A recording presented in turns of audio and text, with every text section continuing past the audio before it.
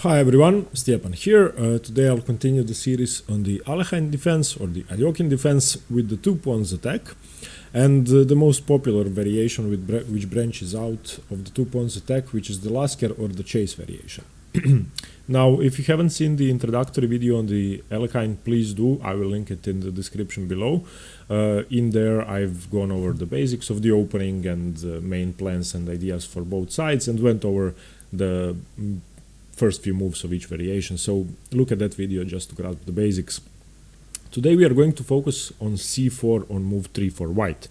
So e4, knight to f6, the provocative Alekhine Defense or Alekhine Defense, provoking the move e5. After e5 the knight goes to d5 and white now plays the move c4.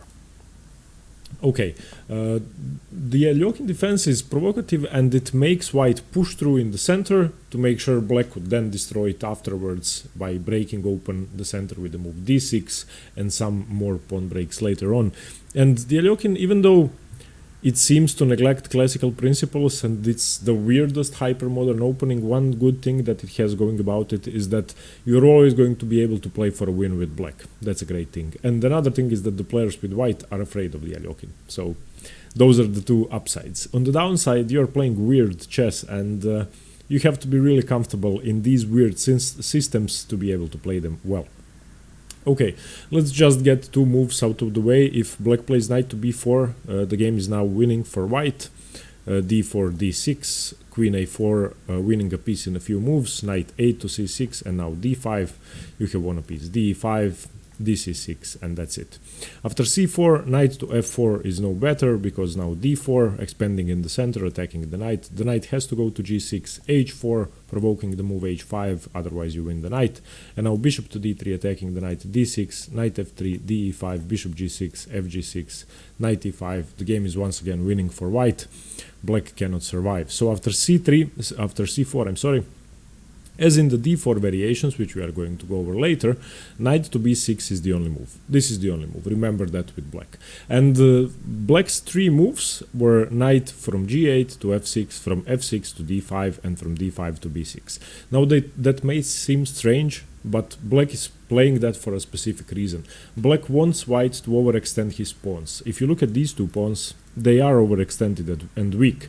And even though black hasn't developed nothing but the knight, white hasn't developed anything yet, and he has only been moving his pawns. So you could say that his play is sort of justified.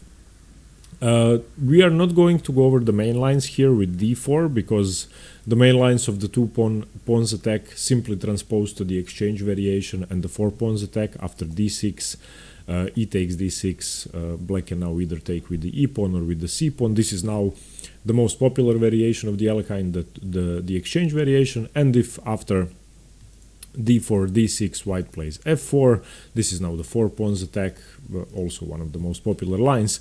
So this is no longer the 2 pawns attack, it actually transposes, and if after e4, knight f6, e5, knight d5, white plays d4 here, we enter the same positions after d6 and c4, knight b6, etc. So going into those lines. So we are not going to look at the 4 pawns attack or the exchange variation. Those will be covered in separate video each. Because those are the most popular. Today, after c4, knight b6, we are going to look at 2 variations, both very aggressive for white, and one of them better for white than the other. Let's look at one sideline first, the Steinar variation. After a knight to b6, the move b3. This is a very rare move, and I have seen it about a year ago, and I got interested in the move because I was preparing for a game against a 2000 rated opponent. I managed to win and I played the setup with knight to f3 instead of e5. I'm sorry, instead of d4. But this was one variation which I considered for a long time, and I actually like what's behind it. Black here has 2 moves. Black can either play d6, breaking open the overextended e5 pawn, or he can play g6, putting pressure on the newly weakened diagonal. g6 is a rarer move, so bishop b2, bishop g7. White now plays d4, and in the Steinar variation you are most often going to get this broad pawn chain going from a2 to c4, and perhaps you are still going to have your central pawns if black doesn't play d6. So I think this is quite nice for white. d6, f4, reinforcing the pawn, castles, knight f3, f6, and black has to look for a pawn break because now this center is getting more and more serious. ed6, ed6, bishop d3, rook e8, king f2. This is the start of the variation. The engines give it as equal, but I think it's quite nice to play for white. Firstly, black has weakened some of the key squares around his king by moving the f-pawn and the g-pawn. White has two bishops staring at that structure, which could give a lot of tactical possibilities, and the game I was preparing for, actually, I combined this from the system and I managed to get two of my bishops staring at the king with my knight on f3, and I sacrificed a piece and went on to win against a stronger opponent. You can find that game on the Road to GM series against Zdenko Bender. So g6 is one line, and after b3, d6 is the most popular move and the best move. You need to provoke this pawn and attack it immediately. So e takes d6, c takes d6, bishop to b2. Taking with the c pawn is more popular than taking with the e pawn because you sort of want to have more pawns around here where white has his strong pawn chain. And now after bishop to b2 you play chess, and the good thing about this for white, it's equal according to the engines. You have given up your advantage, you have a hole on the e file and less central pawns, but from a human perspective it's nice to play because definitely you have a more active piece at the moment in development. You're going to play knight to f3, d4, bishop to d3. So you are never going to leave this pawn on d2 unless black plays e5, which is very weakening, leaving a hole on d6. So you are going to play knight f3, d4, bishop to d3, queen to e2, castle, and just continue from there. And I think the setup is fairly easy to play. If you can ever get c5 in, breaking open black's position, that will be fine. So the Steinar variation is a strange sideline to consider. After c4, knight b6, play b3, and another good thing is that there's basically no way for black to avoid that. After e4, if he plays the Alekhine, e5, knight d5 is the only move, c4, knight b6 is the only move, and he can't avoid this variation. So if you prepare the Steinar variation well, I think players with black would be in trouble, and I like it very much. I'm going to prepare it in much more detail, and I plan to cover it for myself about 15 to 20 moves in depth because the lines are pretty straightforward and I think it could be a valuable weapon. So d6 or g6, black either challenges the diagonal or breaks open white's overextended d5 pawn. So these are the two lines you have to look at. Most often, as I said, you are going to have this pawn chain, a fianchetto bishop, d4, knight f3, bishop d3, knight b to d2, queen to e2. This is going to be your setup. So I think the Steinar variation is very much playable, even though the engines don't like it. But let's look at a variation called after Emanuel Lasker, also known as the chase variation, which is, I think, one of the most fun lines in the Alekhine, and it's extremely fun to play. I mean, there are tons of Grandmaster games in it, so it's not dubious or anything, but it just looks strange. And with the chase variation, as the name says, you are basically chasing the knight away even further and going into black's hands of punishing his maneuvers with his knight all over the board. So the move is logical. You play c5, chase the knight away. Of course, there is only one move. Knight a4 loses the knight, knight c4 loses the knight. So knight to d5. Still, the variation is very forcing. Here you have two moves, although I would recommend only one. A sideline is bishop to c4, attacking the knight, and after e6, d4. The thing is that black now has b6, and you have to take cb6, ab6, knight to f3. You no longer have your solid pawn chain. After bishop a6, you have to exchange even. Rook a6, castles, and you're left with this knight. On d5, you're going to have to play knight to c3 and recapture, hoping that black recaptures back. If he doesn't, if you ever take, then black can also play c6 and then play d6 afterwards, challenging your e5 pawn. So this variation I'm not a big fan of. I think bishop to c4 is a slight mistake. You have castled and everything, but black has no problems, and I think black is fine in this position. This knight is a monster. So after knight to d5, I wouldn't recommend the most obvious move, attacking the knight once more, even though it might be in style of the variation. I would recommend the move knight to c3. Now, if black ever captures, you shouldn't really be worried. I think this is just fine for white. If you are going to manage to get the move d4 in, this pawn center is incredibly strong. And now look at the development. I mean, if black has spent 4 moves maneuvering his knight and then he voluntarily exchanges it away, now you are 3 points up in development. And that's just it. I mean, black has nothing developed. So black is almost never going to take on c3. If he does, you should be extremely happy because your center is going to be great. So after the move knight to c3, black has several ideas he could go for.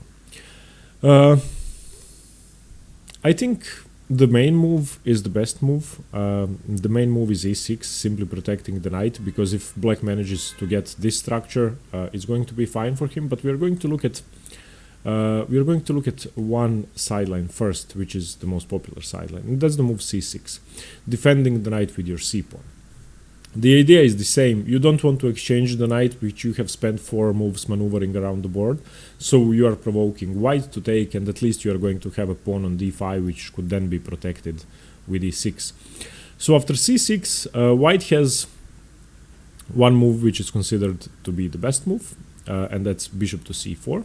There's another line with d4 immediately. With d4 immediately and d6, c takes d6, e takes d6, knight to f3, which I'm not a big fan of. I think bishop to c4 is better because you can then play d4 afterwards.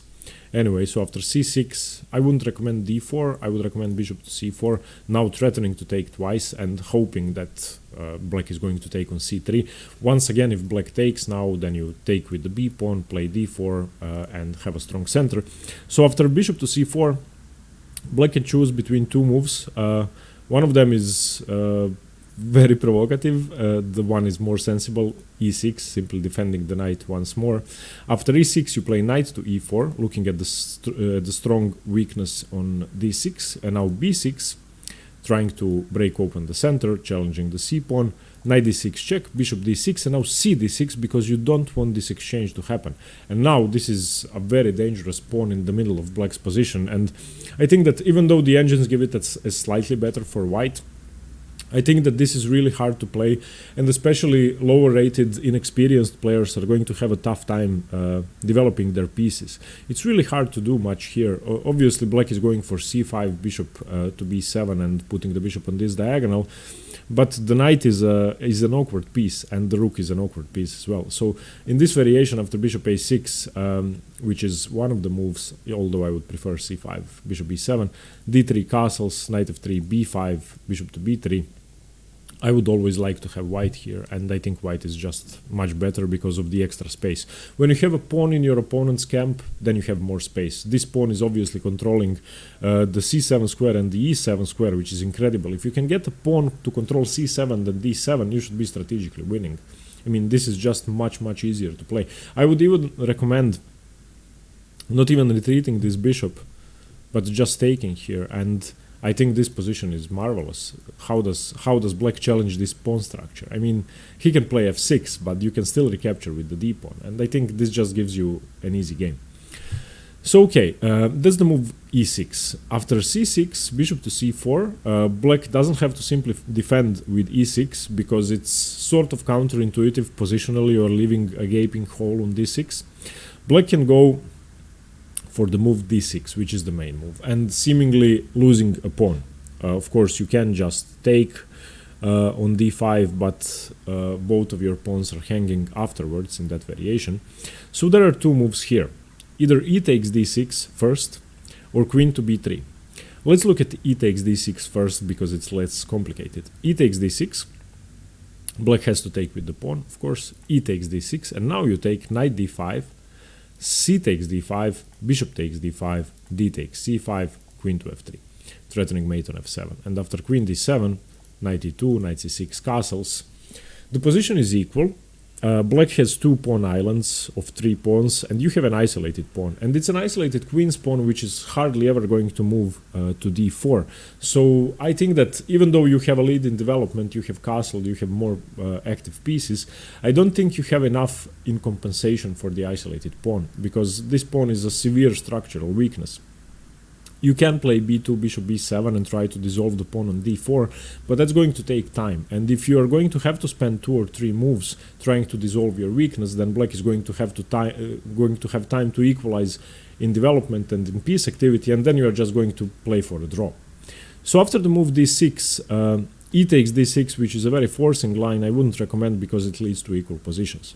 After d6, the much more active move and the main line is queen to b3. Now putting the third attacker on the knight, immense pressure on the d5 square, and also looking at f7. You should always, when there is a battery of bishop and queen or rook and queen, you shouldn't really only look at the first thing that's in their way, always look farther than that. So f7 is a target, g8 is a target as well.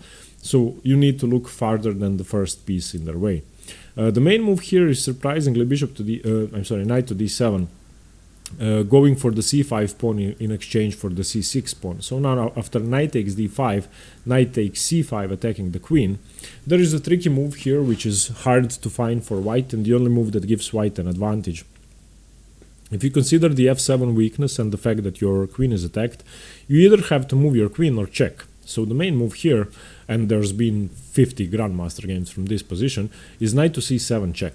And this now opens up your bishop and queen. You are not sacrificing a piece, of course, because you have already captured the knight.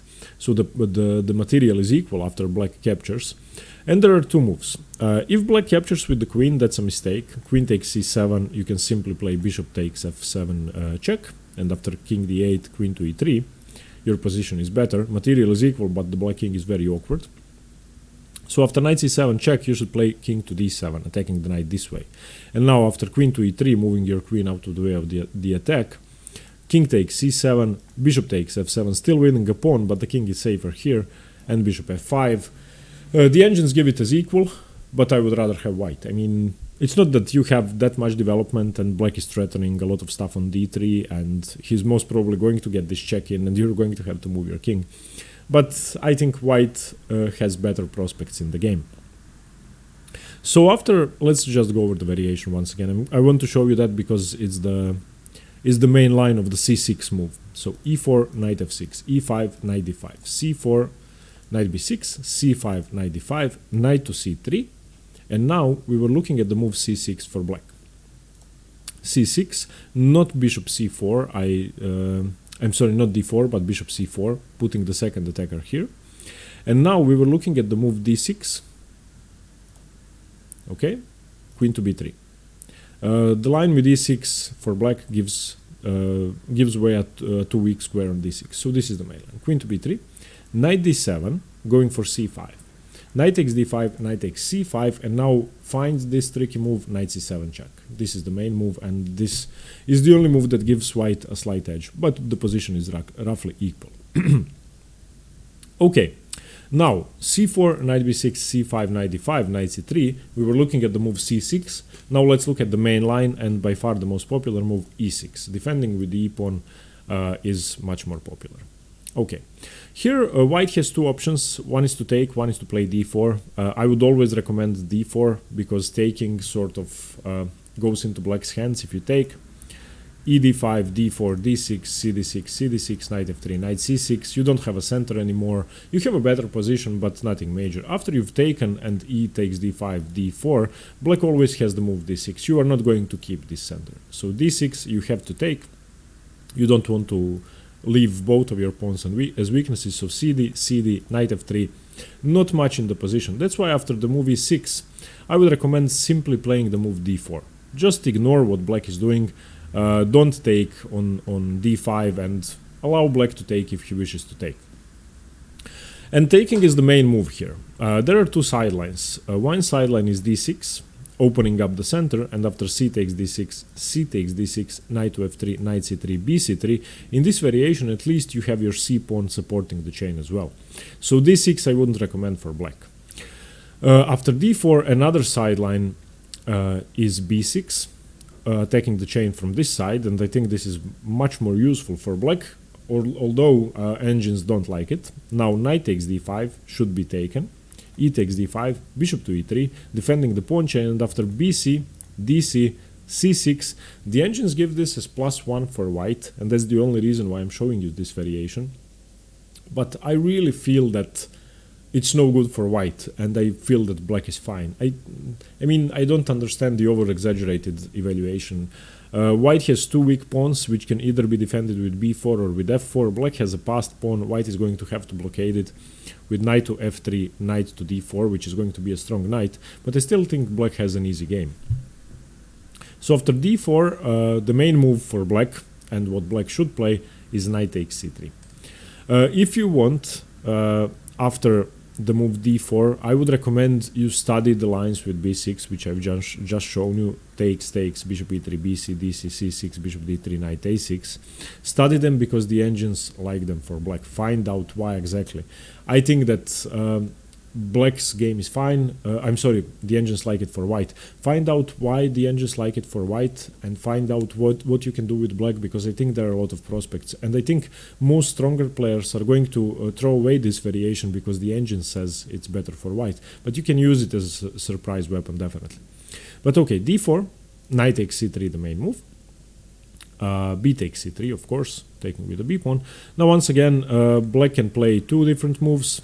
Either b6 or d6. b6 is the main line. After d6, c takes d6, c takes d6, knight to f3. You have once again preserved this strong pawn chain, and this is the basis of the Lasker or the chase variation for white, and this is why white goes for that. Queen c7, bishop to d2, normal development, knight to d7, e d6, bishop d6, bishop d3, b6, castles, bishop b7. This is the start of the variation after d6, and I just love this position for white. If you think about it, whose pieces are more active? I would say that the only difference in piece activity is the knight, because the white knight is more active on f3 than the black knight on d7, because h7 is obviously a weakness. And regarding the pawn structure, I think that black's pawn structure is better. But I think that white has more attacking prospects, because as soon as black castles, white is going in for an attack, and this is just going to be very, very strong. I mean, you have, if in this position black castles, let's give white a stupid move and black castles, then the Greek gift is just begging to be played, and it works. So Greek gift sacrifices, attacks on the king side, and very easy game for white. But the main line after knight takes c3, b takes c3 is b6, and that's more sensible for black. C takes b6, a takes b6, knight to f3, bishop to b7, developing the bishop on the strong diagonal immediately. And now bishop to d3 should be played, d6, castles. This is the main line of the chase variation or the Lasker variation, and this is the variation and the position which you have to study. Once again, the main theme of the variation is the kingside attack that white has, and this is why I like these lines with c5. This is the main thing about the chase variation which I like, and the thing is that you're going to have both of your bishops pointing and the white king. You're always going to have an option to play knight to g5. You're always going to have queen to h5. So there are going to be a lot of tactical tricks, and trust me, players with black who play the Alekhine, they want to be the one attacking, and they want to be feared by white, and this sort of turns the tables. And if you can manage to get this position, which by the way the engines say it's equal, and which is the main line, so you are most probably going to get it, you are going to feel comfortable in the attack, and black doesn't really have that much. How can black attack you? So this is why I like the two pawns attack, and specifically the chase or the Lasker variation. Okay, everybody, thanks very much for watching. Hope you liked this video. Hope you got a new weapon against the Alekhine, and if you play the Alekhine, I hope I managed to prepare you for some of the tricky lines in the Lasker variation. Let me know what you think about the video, and stay tuned for more chess. Thanks very much. By the way, one more thing, thanks for the support, everybody. It really means a lot. Thanks very much. Bye-bye.